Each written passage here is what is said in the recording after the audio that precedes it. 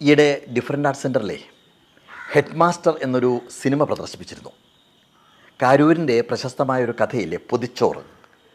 ആ കഥയെ ആസ്പദമാക്കി രാജീവ് നാഥ് സംവിധാനം ചെയ്ത സിനിമയാണ് ഈ ഹെഡ് മാസ്റ്റർ. തമ്പി ആൻ്റണിയാണ് ഹെഡ് മാസ്റ്ററായിട്ട് അതിനകത്ത് അഭിനയിക്കുന്നത്.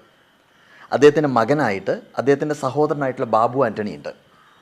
പണ്ട് കാലത്ത് അധ്യാപകർക്ക് വെറും 12 രൂപയും 8 രൂപയും ഒക്കെ ശമ്പളമായി കിട്ടിയിരുന്ന കാലത്തെ പട്ടിണിയുടെയും കഷ്ടപ്പാടിൻ്റെയും കഥയാണ് ഈ ഹെഡ് മാസ്റ്റർ എന്ന് പറയുന്ന സിനിമ പറയുന്നത്. ആ തുച്ഛമായ ശമ്പളം കൊണ്ട് വീട്ടിലെ ഭാര്യയുടെയും 3 മക്കളുടെയും വിശപ്പടക്കാൻ പോലും കഷ്ടപ്പെടുന്ന, പാടുപെടുന്ന ആ ഹെഡ് മാസ്റ്ററായ അച്ഛൻ അനുഭവിക്കുന്ന വേദന നമ്മളെ വല്ലാതെ നൊമ്പരപ്പെടുത്തും. അരി വാങ്ങാൻ പോലും പണമില്ലാതെ തേങ്ങുന്ന, സ്വന്തം കുടുംബത്തിന് മുന്നിൽ ഇങ്ങനെ പകച്ചു നിൽക്കുന്ന സത്യസന്ധനായ ആ മനുഷ്യൻ നമ്മളെ വല്ലാതെ ഉലയ്ക്കും.